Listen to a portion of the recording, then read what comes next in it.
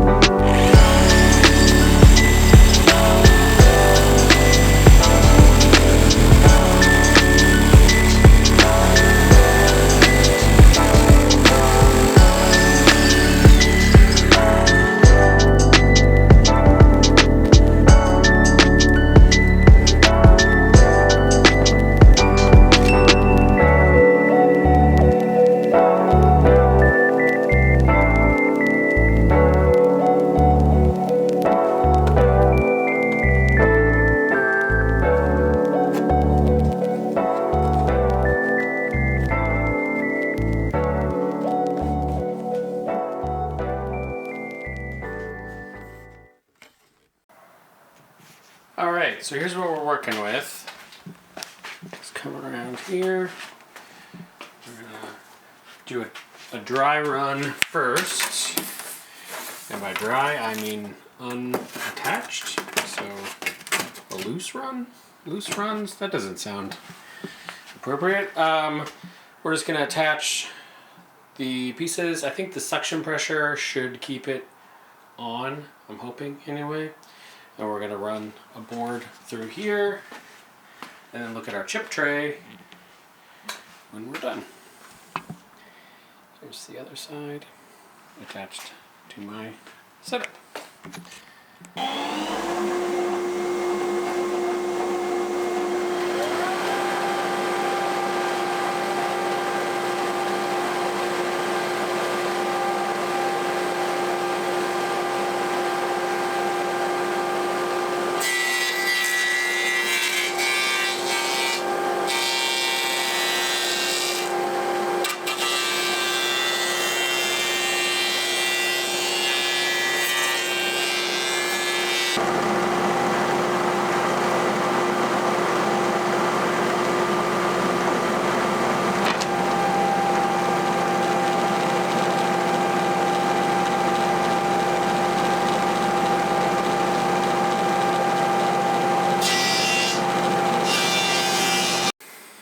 Alright, well, I ran 4 of these 10-foot cedar boards down it. A lot of stuff made it down into the collection tray. So I think there's still some fine tuning to be done as to maybe the placement of my port. The struggle I'm having is the perfect spot for it would be where the motor is, because that is right under where the chips fall. But I'll keep noodling and we'll see. So here's where I think I'm going to leave it for now. I continued on with our port installation on the side like originally specified. And then I also installed a permanent base down here. And then this I left as for the removable chip tray, which I showed earlier. I think it still doesn't work great. If you can see down there, all the chips that fell.